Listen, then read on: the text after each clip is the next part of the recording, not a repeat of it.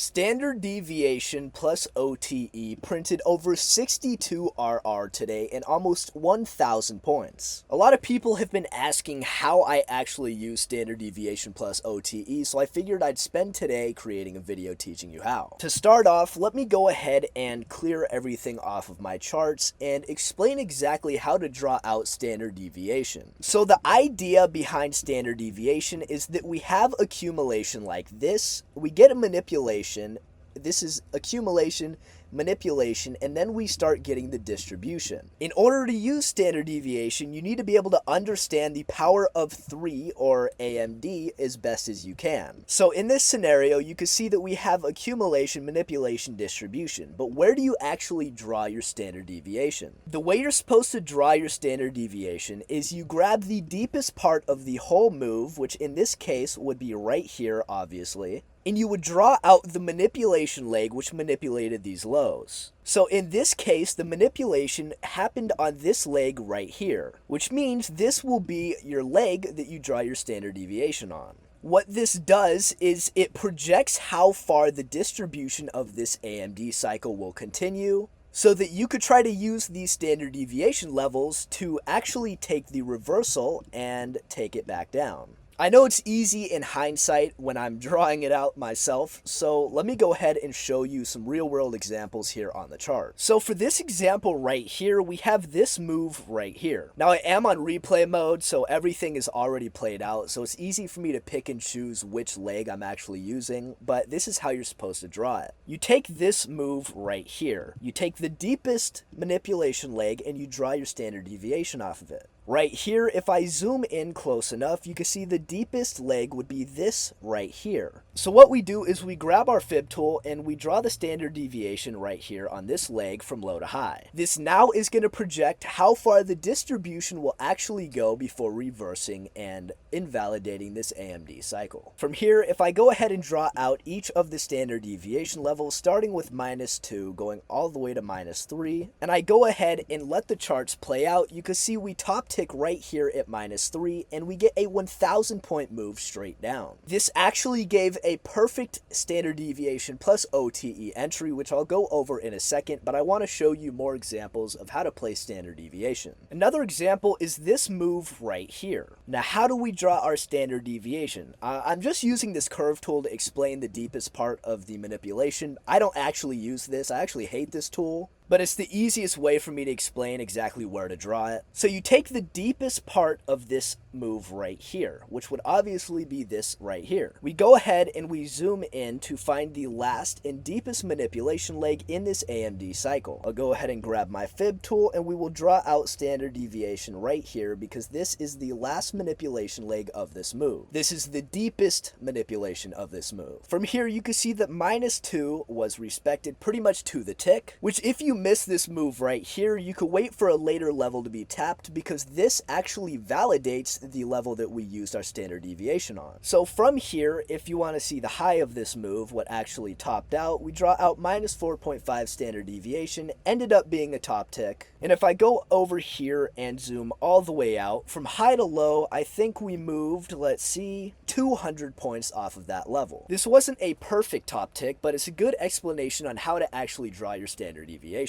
Now from here, if we want to play the inverse and actually look for longs, what would we do? We would draw out the deepest manipulation on the opposite direction.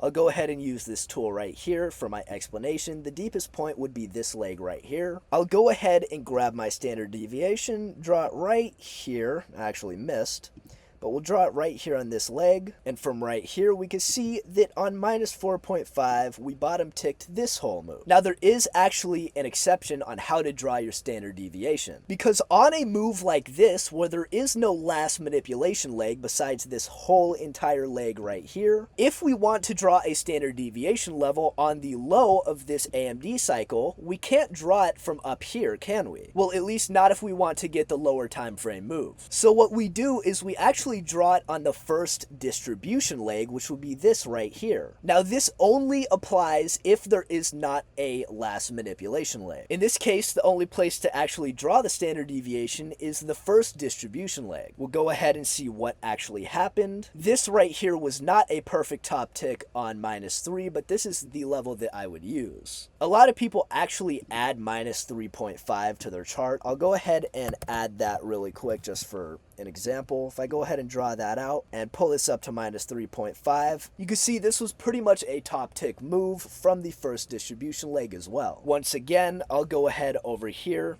In this case, I'm pretty sure I would use this manipulation leg right here, and using the standard deviation from this manipulation leg, you can see that we got a -2 bottom tick right here. Now from here, the obvious last and deepest manipulation leg would be this leg right here, and -4 top ticked this move right here for about 100 points. There was a lot of bullish narrative during this move right here, so we continued past this after we respected it the first time, but this was the correct leg. Now that you know how to draw your standard deviation based off of the manipulation of an AMD cycle, now I need to show you how to actually take entry off of these levels using an OTE entry. Because from here, you can see that not every single level is respected, and there's a very easy way to filter this out using OTE. In this example, I'm going to use today's price action with this first standard deviation leg, which I showed you guys. We respected this -3 right here. So in this example, I'll go ahead and cut this to where it was respected, and I'll show you how to use OTE to actually take your entry. Now, instead of limiting these levels right here, like -2 right here, if you limited this level or -2.5, you would have taken a loss. So what you do is you wait for a level to be respected. You then wait for a break of structure, which we got right here after tapping -3. And then from here, what we're going to do is we're going to draw our OTE with this fib tool right here. I use 0.5, 0.705, 0.79, and 0.886. These three levels right here are considered the golden pocket. 0.705 is actually most likely to be respected, but 0.5 is almost always tapped at some point to rebalance the leg before we continue lower. So right here, we tapped -3, we now have a bearish bias, and we have a break of structure proving that we want to move lower. We now have our OTE levels, but which one are we going to limit? In this example, I know that we have this 15-minute rejection block right here where the CE aligned almost perfectly with 886. So in this case, the most likely reversal level would be the CE of this rejection block. So I'm going to place my short order right here with the stop loss at the high of the OTE. I personally use either a 10-point, 15-point, or 20-point stop loss at all times. I don't use swing highs for my stop loss, but in order to get the absolute highest win rate out of OTE trades, you need to place your stop loss where it would be invalidated, which in this case would be the high of this rejection block. From here, you would put your take profit wherever the most likely draw on liquidity would be. In this case, I'd actually try to get the OTE of this leg right here, which is most likely to be rebalanced, which would be right here at 0.705. So with this massive 37-point stop loss, we would still get 8 RR on this trade. I'll go ahead and play this through and show you guys exactly how to top tick, just like that, bang, literally no drawdown. And this move didn't stop there, it literally went like 1,000 points today, and that's exactly how you take standard deviation plus OTE trades. Find your standard deviation.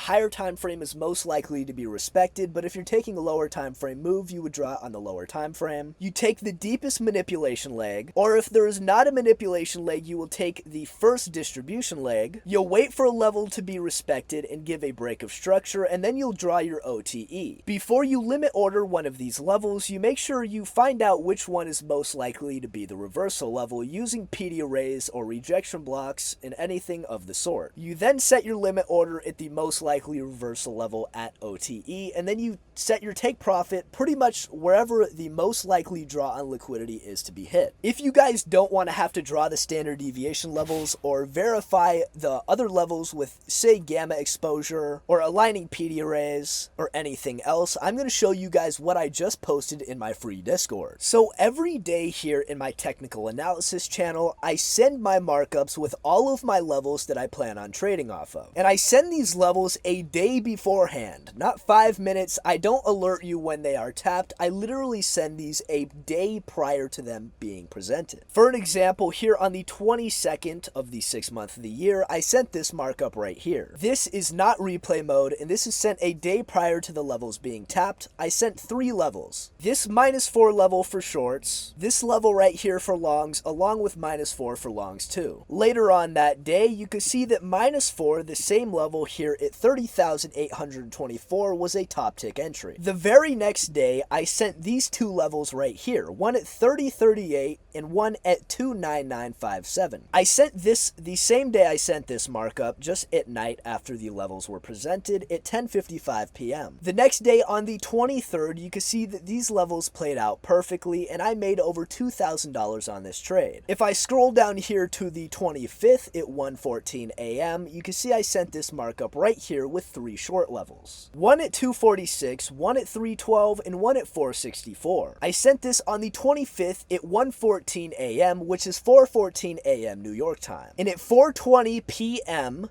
literally hours later, 12 hours later, you can see how well these levels played out. This was a 1,000 point move with only about 8 points of drawdown on my level. I give these levels literally every single day to my Discord, and if you want to get the levels before anyone else, make sure to hit the link in the description. Once again, if you guys want to join the free Discord, go to discord.gg/halls or just click the link in the description.